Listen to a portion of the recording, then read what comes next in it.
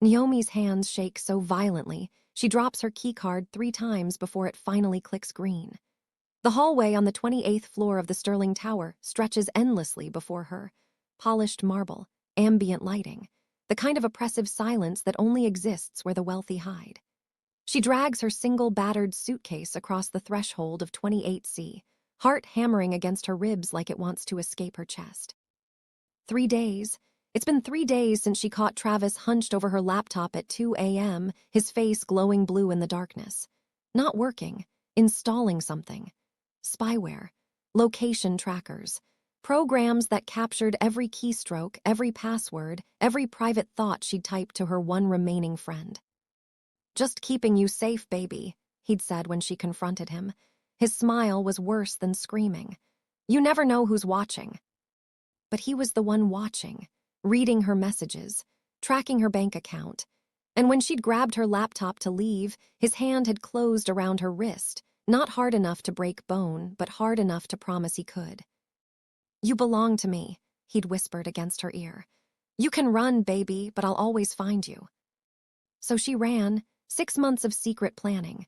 Burner phone, cash hidden in tampon boxes, fake trail pointing to Portland while she bought a one-way ticket to Chicago, erased her digital footprint, left Detroit and Travis and every piece of her old life behind. Naomi sets her suitcase down and immediately checks the locks. Chain, deadbolt. She props a chair under the doorknob even though it's excessive. Her therapist in Detroit, the one Travis didn't know about, said hypervigilance was normal after abuse. That eventually she'd stop checking locks 3 times, stop flinching at loud noises, stop waking up at 3 a.m. convinced someone was breaking in. Eventually, but not tonight. The door across the hall opens. Naomi freezes, hand halfway to her pepper spray. A man steps into the hallway, and every survival instinct she's developed over the past year screams danger. He's Korean, early 30s, wearing clothes that cost more than her entire security deposit. Tailored black pants. Crisp white shirt with the sleeves rolled to his forearms. Watch that catches the light, Patek Philippe if she's recognizing it correctly from the rich clients she used to design websites for. But it's not the money that makes her breath catch. It's the way he moves. Controlled. Predatory. Like a man who's never had to raise his voice to make people obey. His dark eyes catalog everything about her in 3 seconds. Her shaking hands. The bruise on her collarbone she tried to cover with foundation. Her cheap suitcase in this building where everything screams wealth. He sees all of it, processes it, files it away. "Need help." His voice is calm, measured, dangerous in its complete lack of threat. "I'm fine." The lie comes automatically. He doesn't move closer, which surprises her. Most men would. Most men would step into her space, offer help she didn't ask for, make her feel smaller than she already does. But this man stays exactly where he is. 3 feet of hallway between them, like he understands proximity, is violence to someone like her. "Welcome to the Sterling, then." He pulls a card from his wallet and sets it on the hallway table between them, still not approaching. "I'm Jin Hwang, 28D if you need anything." Naomi picks up the card with trembling fingers. Jin Hwang, CEO, Pacific Meridian Group. The logo is sleek, expensive, meaningless to her. "Thank you," she whispers. Jin's eyes linger on her face for one more moment, assessing, she thinks, or maybe memorizing. Then he nods once and disappears back into his apartment, door closing with an expensive, solid click. Naomi stares at the card in her hand, at the door across from hers, at the hallway that suddenly feels less empty and more watched. She retreats into 28C and locks everything twice. If you're already feeling the tension, hit that subscribe button right now because Naomi's about to discover her dangerous neighbor might be the only person who can save her. Don't miss what happens next. The apartment is sparse, hardwood floors, floor-to-ceiling windows overlooking the Chicago River, granite counters she'll never cook on, furniture that came with the furnished lease, bland, expensive, soulless, but it's hers. 4 walls Travis doesn't know about, a door he can't kick in, a lock he doesn't have the key to. Naomi unpacks her survival kit first. Laptop wiped clean 3 times. New email account Travis can't trace. Burner phone with exactly 3 contacts.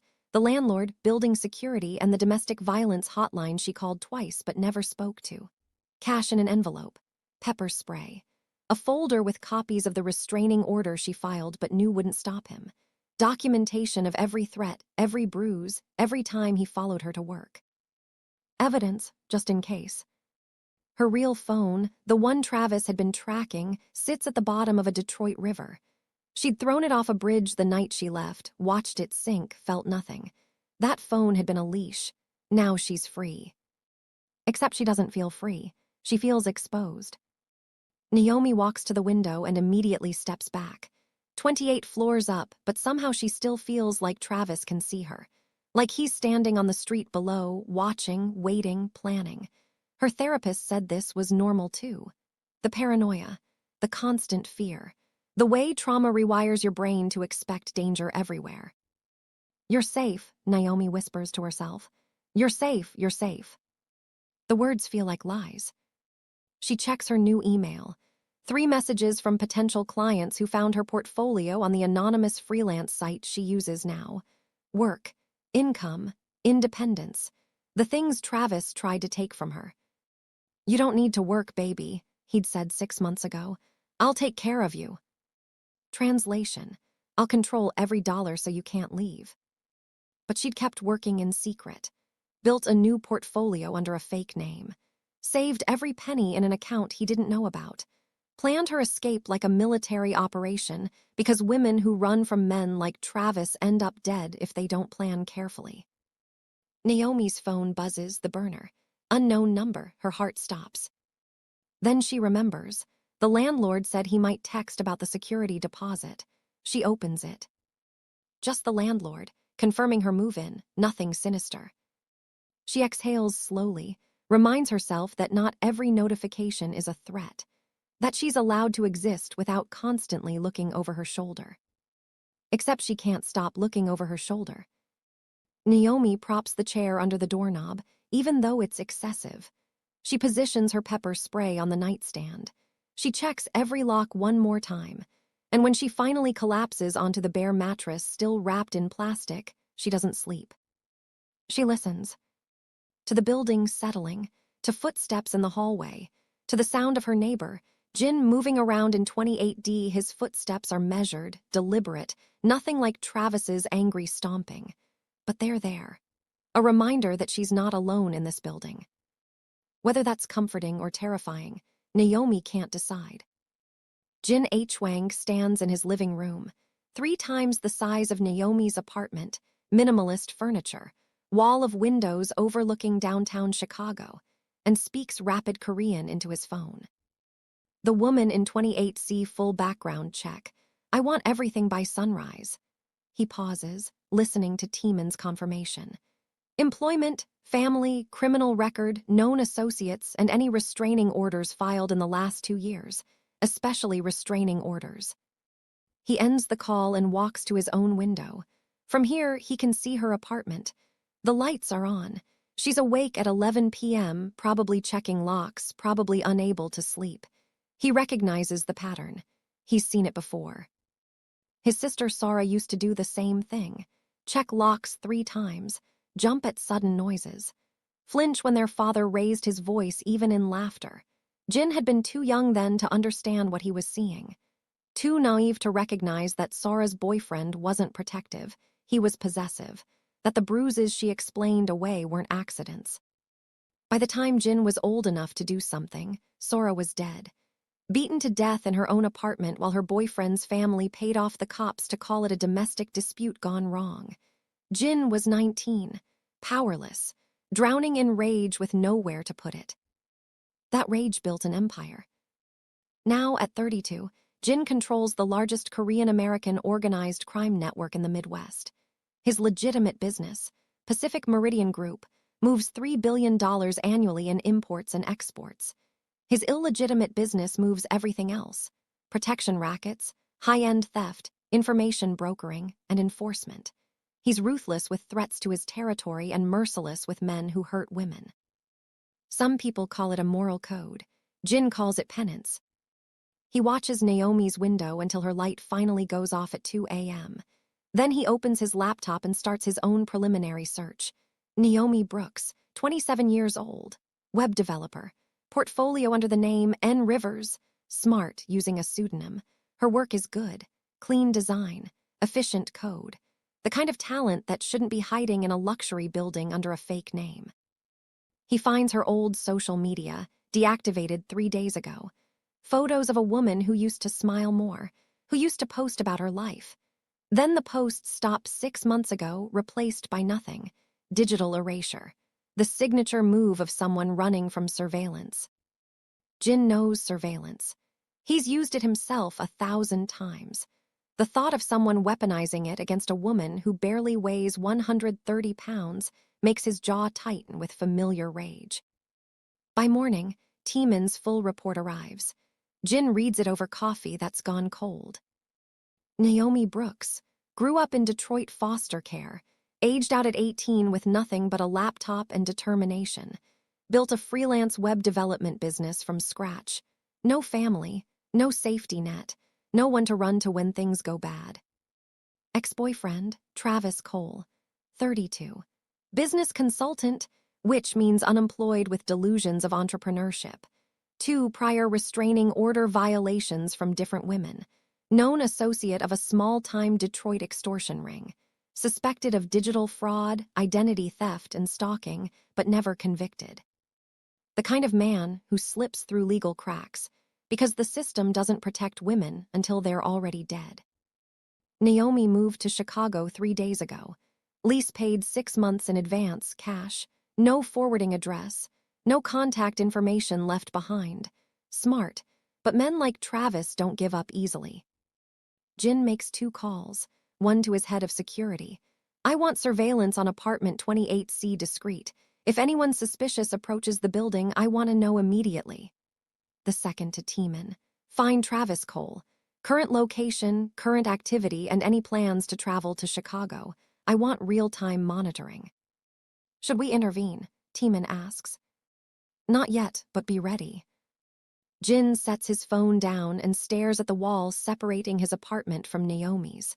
She's over there right now, probably working, probably trying to pretend everything's normal, probably failing. He knows what she needs: protection, time, and distance from the man who terrorized her. He can provide all 3. The question is whether she'll accept help from someone like him, a man whose reputation whispers of violence and control, even if his methods are different from Travis's. Jin decides to start small. That evening, Naomi burns something in her kitchen. The smoke alarm screams through 28C, loud enough that Jin hears it through the walls. He counts to 30, gives her time to handle it herself. When the alarm doesn't stop, he crosses the hallway and knocks. It's Jin, from 28D, are you okay? The door cracks open. Naomi's face is flushed, eyes wet with frustrated tears. Smoke billows behind her. I can't reach the alarm, she says, voice breaking. I just wanted ramen and I burned it and now. May I? Jin gestures inside. She hesitates, then nods. Jin steps into her apartment, grabs a chair, and disables the shrieking alarm with quick efficiency. Then he opens her windows, waves out the smoke with a dish towel from her counter. The burned pot sits in the sink, cheap ramen, blackened beyond recognition. Happens to everyone, Jin says calmly. These alarms are oversensitive. I'll talk to building management about adjusting the sensitivity. Naomi wipes her eyes, embarrassed. Thank you, I'm not used to this stove yet. Jin notices her laptop open on the counter. Web design portfolio. Color theory diagrams. She's talented. You're a developer, he asks. Freelance, it's been a long week. Jin sees the dark circles under her eyes. The way she positions herself with her back to the wall, never letting him get between her and the door. The defensive body language of someone who's learned that men in her space are dangerous. The building superintendent is a friend, Jin says, keeping his voice gentle. I'll have him check your apartment's ventilation, make sure everything's working properly. You don't have to. I know. Jin moves toward the door, giving her space. But I'm going to anyway. Welcome to the building, Naomi. He uses her name deliberately, watches her eyes widen slightly. How did you? Carmen at the front desk mentioned you yesterday, said we have a new neighbor. It's a lie, but a believable one. Better than admitting he's already investigated her entire life. Naomi nods slowly, not quite believing him but too tired to argue. Jin leaves, pulling her door closed gently behind him, back in his apartment.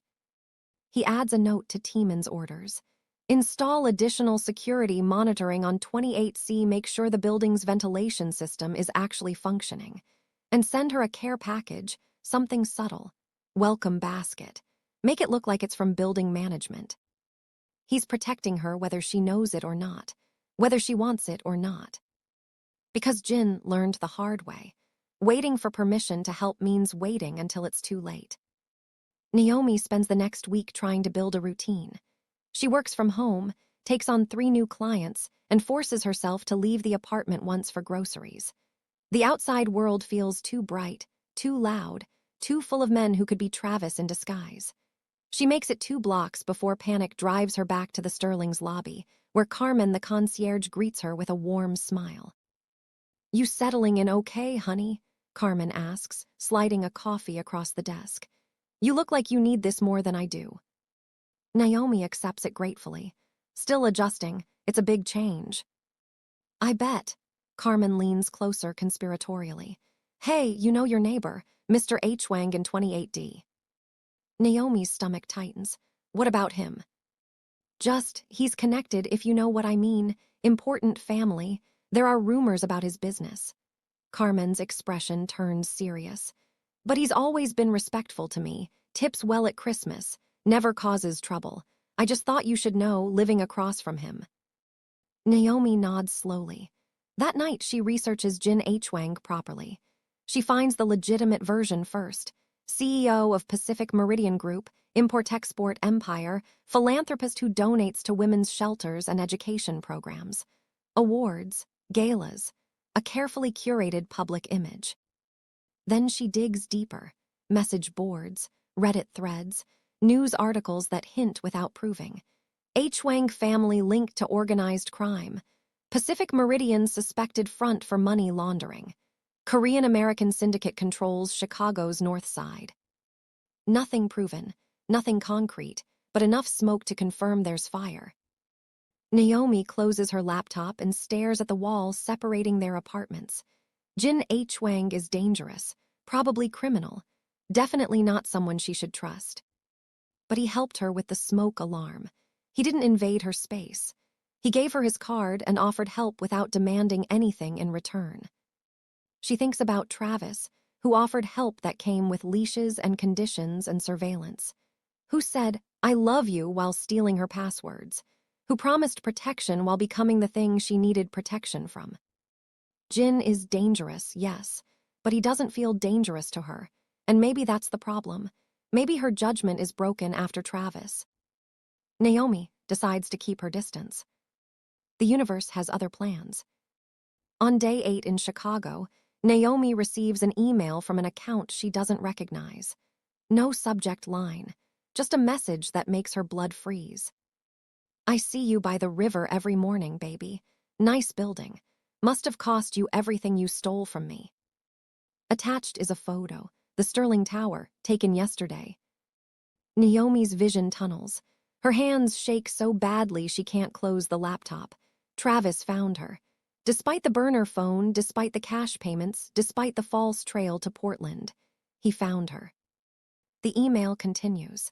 Did you really think you could run? You belong to me, always have, always will. See you soon. Naomi runs to the bathroom and vomits.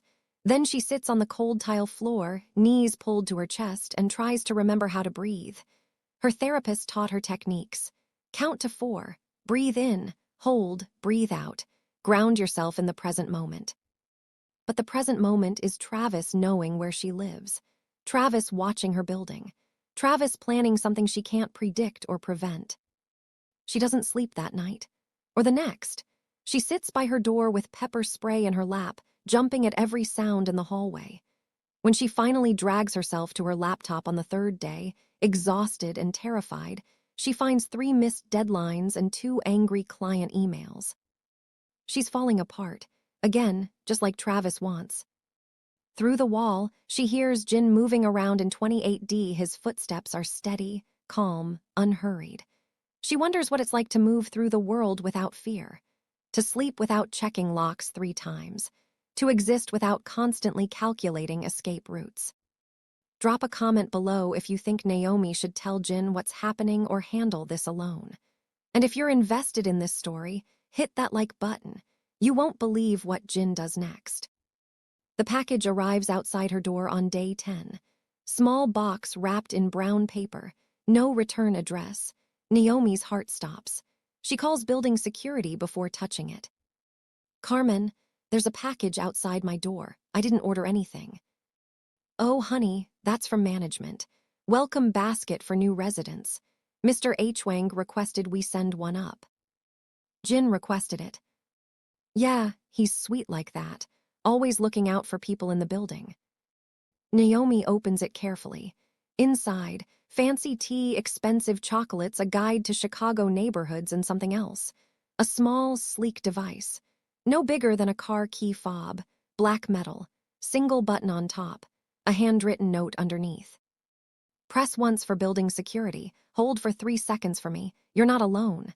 JH." A personal safety alarm, with GPS tracking, which means Jin knows she needs one, which means he sees what she's trying to hide.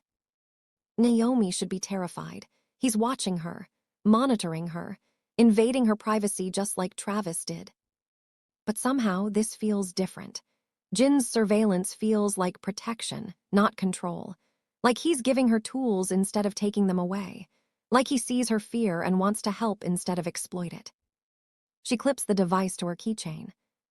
That night, for the first time since the email, Naomi sleeps 4 hours straight. The device sits on her nightstand, Jin's card beside it, and somehow their presence makes the darkness less suffocating. She dreams, but not of Travis. She dreams of someone standing between her and danger. Someone who says, "You're not alone," and means it. When she wakes, sunlight streams through her windows. She checks her email reflexively, no new messages from Travis. She checks the hallway empty. She checks her locks secure. And then she looks at Jin's card and makes a decision. She can't do this alone. Won't survive it alone. And maybe, just maybe, accepting help from a dangerous man isn't the same as being controlled by one. Maybe some dangerous men protect instead of destroy. Naomi picks up her phone and texts the number on Jin's card. "Thank you for the device. Can we talk?" The reply comes in seconds. 28D, whenever you're ready. She's ready now, because waiting means giving Travis more time to plan, more time to get closer, more time to take everything she's rebuilt and burn it to the ground. Naomi crosses the hallway and knocks on Jin's door. He opens it immediately, like he's been waiting. His expression is calm, but his eyes are sharp, assessing. "Come in." Jin's apartment is exactly what Naomi expected and nothing like it at the same time. Expensive, yes, leather furniture, modern art, kitchen that probably cost more than her entire year's rent. But it's also lived in. Books stacked on the coffee table, a pair of running shoes by the door. Coffee mug in the sink, human touches in a space that could have been sterile. "Sit anywhere," Jin says, gesturing to the couch. "Can I get you something? Tea, water?" "Water." Naomi's throat is dry. She sits on the edge of the couch, back straight, ready to run if necessary. Jin brings 2 glasses of water and sits across from her, not beside her, she notices, maintaining distance, giving her space to breathe. "You got an email," he says, not a question. Naomi's eyes widen. "How did you?" "You stopped sleeping. You stopped leaving your apartment. You look like someone who's waiting for the other shoe to drop." Jin's expression doesn't change. "I recognize the signs." "You're watching me." "Yes." He doesn't deny it, doesn't apologize. "Your ex-boyfriend is Travis Cole. He has a history of stalking and violence. He found your location. I'm assuming he sent you proof." Naomi's hands shake. She sets the water down before she spills it. Who are you, really? Exactly what the internet says I am. Jin leans back, his posture relaxed but his eyes alert. CEO of a legitimate business, leader of an illegitimate organization, a man with resources, reach, and a very specific moral code. Which is? I protect people who can't protect themselves, and I eliminate threats to those under my protection. The words should terrify her. Instead, Naomi feels something loosen in her chest. Why would you protect me? You don't even know me. Jin is quiet for a long moment. Then, I had a sister, Sarah. She was 4 years older than me. Brilliant. Funny, she wanted to be a lawyer. His jaw tightens. She dated a man who said he loved her, who isolated her from our family, who monitored her phone, controlled her money, told her what to wear and who to see. We thought he was protective. We didn't realize he was possessive. Naomi's chest aches. She knows this story, knows how it ends. He killed her, Jin continues, voice flat with old pain. Beat her to death in her apartment when she tried to leave. His family paid off the investigation, ruled it a domestic dispute. My family, my father, did nothing. Said it would be bad for business to make waves. How old were you? 19, powerless, angry. Jin meets her eyes. I built everything I have now so I'd never be powerless again, so I could protect people like Sora, people like you. Naomi blinks back tears. I'm not your sister. No, but you're running from a man who thinks he owns you, who found you despite your precautions, who won't stop until you're dead or back under his control. Jin leans forward, his intensity pinning her in place. I can stop him, permanently, but I need you to trust me. I don't know how to trust anyone anymore. Then don't trust me, use me. Jin pulls out his phone, shows her a screen. Travis Cole is currently in Detroit, but he hired a private investigator named Marcus Webb to track you. Webb's been watching this building for 3 days. He takes photos, logs your movements, reports back to Travis. Naomi's stomach drops. He's here, watching me. He was, past tense. Jin swipes to another screen. Webb was arrested this morning. Evidence of stalking, wiretapping, harassment. He's facing 15 years if convicted. You did that. I provided evidence to the right people. Webb did the crimes himself. Jin's expression is cold. The trail back to Travis is buried but accessible. If Travis tries to hire someone else, he'll find his options very limited. I've made it known in certain circles that you're under my protection. What does that mean? It means anyone who touches you answers to me, and no one wants to answer to me. The certainty in his voice should scare her. Instead, it's the first time since leaving Detroit that Naomi feels like she can breathe. What do I owe you for this? Nothing. People don't help for free. I'm not people. Jin stands, walks to the window overlooking the city. Travis will escalate. Men like him always do. When his investigator stops reporting, he'll come himself. And when he does, I'll be ready. I don't want you to kill him. Naomi surprises herself with the words. I don't want his death on my conscience. Jin turns, studies her. Then I won't kill him, but I will make sure he never bothers you again. How? Leave that to me. Jin crosses back to her, offers his hand. All I need from you is permission to handle this, and a promise that if you ever feel unsafe, you press that button I gave you. Naomi looks at his extended hand. At this dangerous man who's offering protection without conditions, who sees her fear and responds with action instead of exploitation, who lost his sister and turned that grief into a shield for strangers. She takes his hand. His grip is warm, steady, strong. Okay, she whispers, handle it. Relief flickers across Jin's face, brief but real. Thank you for trusting me. I'm trusting you with my life. Don't make me regret it. I won't. Jin releases her hand. For now, I want you to stay in this building. Order groceries for delivery. Work from home. If you need to leave for any reason, text me first. My security team will accompany you. That sounds like prison. It's temporary. Once Travis is neutralized, you'll have your freedom back. Real freedom this time. Naomi nods, exhausted and relieved and terrified all at once. Okay. She stands to leave, but Jin stops her. One more thing. If Travis contacts you again, email, phone, whatever, don't respond. Forward it to me immediately. Every communication is evidence I can use. Use for what? To bury him so deep, he never sees daylight again. The cold certainty in Jin's voice should horrify her. Instead, Naomi feels safer than she has in months. She nods and returns to 28C, locks her door, and finally, allows herself to believe she might actually survive this. Across the hall, Jin makes 3 calls. One to Teeman.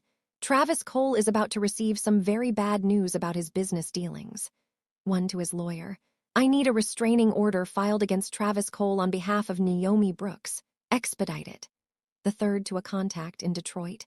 Make Travis Cole's life difficult. I want him too busy with his own problems to focus on Chicago. Then Jin pulls up the building's security footage and watches Naomi return to her apartment. Watches her check her locks. Watches her sit by the window with her laptop, trying to work, trying to reclaim normalcy.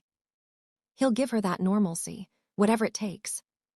2 days later, Travis receives notice that his consulting business is under federal investigation for fraud. His bank accounts are frozen. His apartment is raided. And when he tries to leave Detroit, he finds himself on a no-fly list due to irregularities with his identification. Travis is trapped, desperate, angry, which makes him dangerous. So when Naomi receives a delivery of black roses with a card that says, "See you soon, baby," Jin is already moving. He intercepts Travis's burner phone records, tracks his associates, discovers Travis plans to drive to Chicago within 48 hours. Jin calls Naomi. Pack a bag. You're staying in my guest room until this is over. Jin. He's coming, tonight or tomorrow, and I'm not taking chances with your life. Naomi doesn't argue. She packs her laptop, some clothes, and crosses the hallway with her suitcase for the second time in 2 weeks. But this time, she's not running alone. This time, someone's standing between her and danger. Jin's guest room is quiet, comfortable, safe. He shows her where everything is, gives her a key to his apartment, and says, "Lock the door if it makes you feel better, but know that I'm right outside. No one gets past me." That night, Naomi sleeps 8 hours straight, the first real sleep she's had since leaving Detroit.